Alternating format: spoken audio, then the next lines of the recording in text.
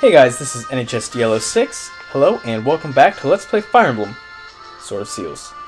So the city, referring to Ostia, is under control. However, Lillina is still currently inside of the castle, and she is under duress. So Merlinus here is regaling Roy with a story about the dragons and the dragon knights of Bern, and the divine weapons which are incredibly strong against dragons. And it's now time to get inside and rescue Lillina. I said rescue and stuttered there a little bit. Alright, so here's a little bit of pre-chapter exposition. Like always, let's go ahead and get crack-a-lackin'. Ostia's military primarily consists of soldiers in heavy defense gear, such as armor knights and generals. No. Excuse me.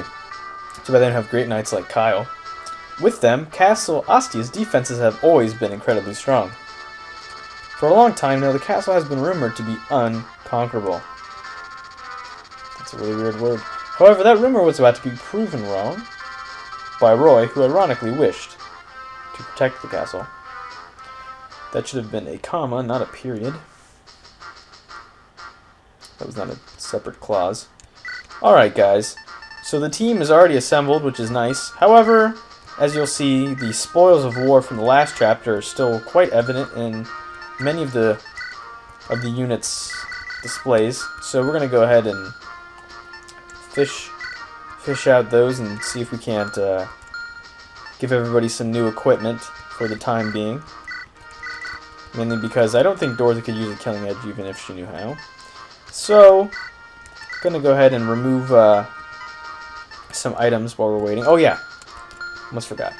Since these guys are new, and I'm not going to use them, one of the greatest things about having a predetermined team is that any new characters that you get, they always come with items, because you're not going to send a unit into battle with nothing. That'd be stupid. And as such, we can claim their weapons as our own. So, I can use all of their things, and at this point, it's not a problem.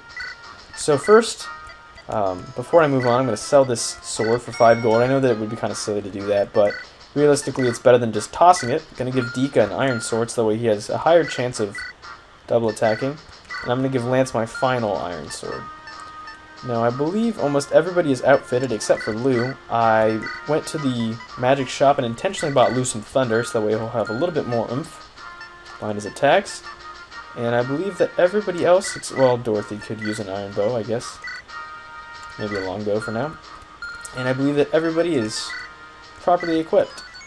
So we're going to go ahead and get started on this chapter. Chad is ultimately necessary because there's a lot of chests in this chapter. 8 of them, I believe. And it's going to be very important that you get all the items because they're pretty useful. So do not forget to get all those. And you'll have help getting all of them. Now, this chapter is very awesome because this is the chapter where we are going to get Raven number 2. Also, Liggins here is, speaking of secretly killing Lillina, so instead of actually treating her as a proper hostage, they're going to murder her. And, finally, we are given help with getting those chests that I spoke of, and this is Astel. He is going to serve as our secondary thief for the time being, because Chad is the best thief in the game, although they cannot promote. Chad still serves as the best, so please use him at your discretion. I'm going to be using him, I know that. And also, move Alan and Lance as far up as you can, so that way they'll have the highest opportunity to attack these soldiers. Now, one of the most crucial things that you have to do in this chapter prior to ending your very first turn, because if you don't do this, it's not a game over, but you'll wish you had a game over because of what you'll be losing. So before you end your turn in this chapter, I'm going to show you what you need to do. I'm just going to continue to move my units around. What you're going to need to do is that Lillina is the main focus of this chapter, and we have to rescue her, obviously. Now, Lillina comes already as a blue unit, so you can move her right away. However, she is going to have a little bit of trouble because she can't defend herself. And like I said, who would send a unit into battle without a weapon? Crazy, I know. Her evade is 12, her defense is 2. She's in rough shape. Now this archer has got her surrounded Pac-Man style. Basically, if you don't move her to this one available square, he will kill her on this turn. And if not, then he'll kill her on the next turn. So moving her to that square will ensure that Lillina will stay alive for the time being. Because this archer will get preoccupied and he'll move elsewhere.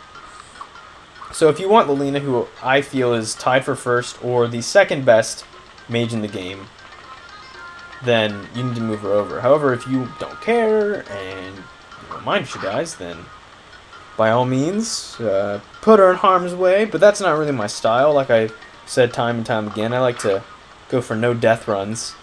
Except for Merlinus. I mean, he can die. I don't really care. Yeah. I mean, Merlinus is expendable. He comes back. He's magical. I mean, he has the name Merlin in his name. Therefore, magic is what he's all about. So, now that we've got the majority of our units in position for a counterattack, we're going to continue moving. Hopefully we'll get... I don't know if we'll get to the turn in which we get to see Raven number 2. Probably not, because you have to... You got to go quite a ways. I think it's the 5th or 6th turn in which he shows up. I'm not actually sure. Somebody probably knows, but you'll see. And they gotta break themselves out too, because they also kind of get put in jail. Well, actually, maybe not necessarily put in jail, but they get kind of caught up in this whole mess. Now I'm going to use Dorothy here. I'm going to have her attack with this longbow. Hopefully she'll be successful. Give me a little bit less difficulty in fighting this soldier. So that way Alan and Lance can come in and clean up the mess. Hopefully Alan won't miss. Thank you. Very nice. Now Alan, unfortunately, does not get the opportunity to only fight soldiers throughout this game. If he did, then we'd be having a cakewalk. But that's not the case. It's never the case. Therefore, hopefully we either A, find some secret books, or B, Alan's skill gaining potential needs to rise. That's all I can say about that. Anywho, gonna keep moving on. I like to use Marcus here as a bit of a distraction. It's kind of nice. He will serve that role well. Dorothy's gonna get hit here, but I mean, I don't really care at this point because Dorothy's only as useful as a support unit can be, so we'll see. And Lillina, I'm just gonna keep her there because, like I said, that archer gets preoccupied and therefore won't be doing any attacking anytime soon. So anyway, just wait for all the enemies to take their turn. That's the only reason why this... Well, that's one of the reasons. That's not the only reason. One of the reasons why this chapter will take forever is because of the mass amount of enemies. The map itself is gigantic. This is one of the biggest maps in the game. Oh, I guess you can attack with the longbow. I forgot. I guess that might be a different mechanic in this game. But anyway, so this is one of the bigger maps in the game, and on top of that, lots of enemies. Let's check that, actually. It's kind of interesting. 26. So double us, which kind of blows. And then we only have 14 because of the addition of Lillina. So anyway, I'm going to move Dorothy up here, I think. Yes, she can longbow this guy, which is nice. Kind of. Alright, well, she got at least one of two. One of two is pretty crucial at this point. And we can heal her with Saul, who I'm actually getting increasingly... I have a liking for Saul, mainly because his character is funny, and because he's a pretty decent priest. I remember Lucius being a monk. I got the two confused there for a moment. He's pretty decent. So, let's see what Alan and Lance need to work on more. Okay, swords. Okay, so both of them have a deficiency in swords, so we'll take care of that. Anyway, hope all of you have been having a wonderful winter. I think I've said that in the past couple videos, but I mean it. Because winter can be kind of a downer for some people. However, I always have a pretty decent time with winter. I don't really mind the cold. Gonna have a pretty eventful New Year's Eve tomorrow. Hope all of you are out there doing something with your family and friends. I know I am. I have a Christmas party, which is weird, but as I explained before, I haven't celebrated Christmas yet. So I have a Christmas party to attend to, and then 2 New Year's Eve parties to attend to. I know, I'm hot stuff, right? Anyway, got 2 of those to go to. Should be a load of fun. Also, this just struck me. This guy right here, watch out for this guy. He's got a horse slayer. If you let Alan or Lance, Marcus don't really care about, if you let Alan or Lance get near him, you will die. That's just simple. And if either of them has a sword, then that's just adding insult to injury for the most part. I don't know if Luke can kill... Yes, he can. Alright, so I'm going to have Luke kill this guy. Just so we don't have to worry about it. I like Lou's mustard cape. Oh, yeah, look at that. I mean, come on. Lou is such a great character. And I find myself having difficulty in not using him. The reason why Lou gains so many levels for the most part with me and my runs is just because of the fact that most bosses have absolutely no resistance.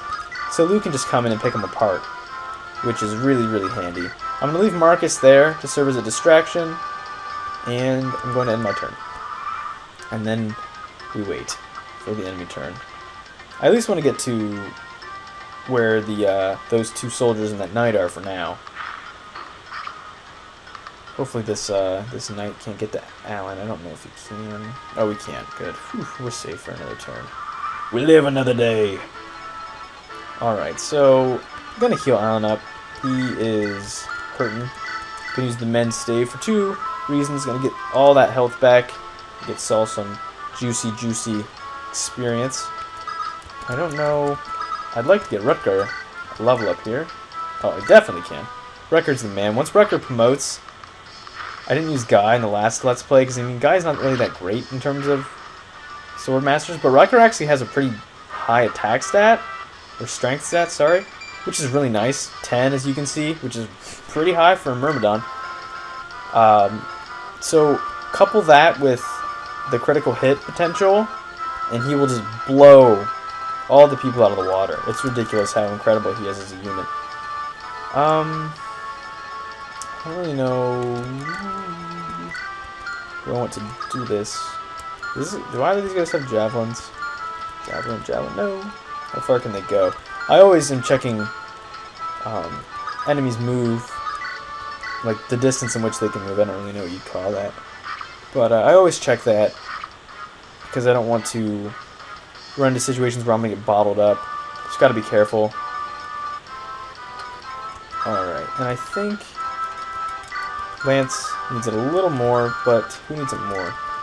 I mean, technically all my units need it more. I guess I should give this to Roy. He hasn't really had much of an opportunity to do anything. I'll use the Armor Slayer since I was unable to kill Devious with it.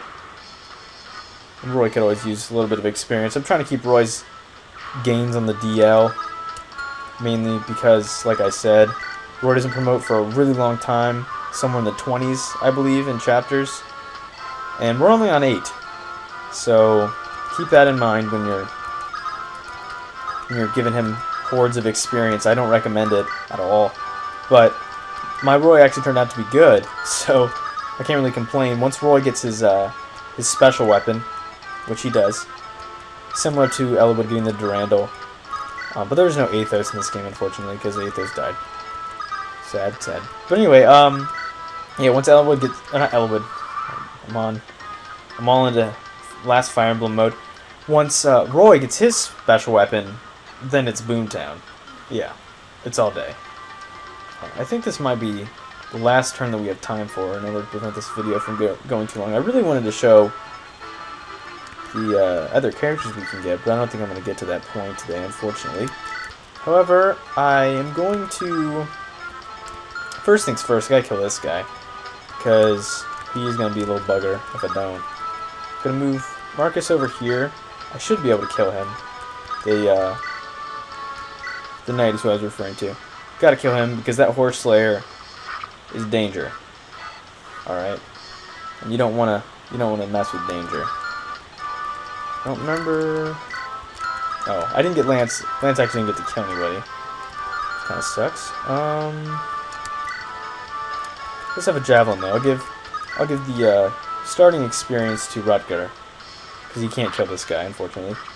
However, he can do a heck of a lot of support damage, and his weapon level increases, so that was totally worth it. And maybe I'll let Deke come in and take out that knight. If Deke has such a high attack stat that even the defensive knights can't do much to it.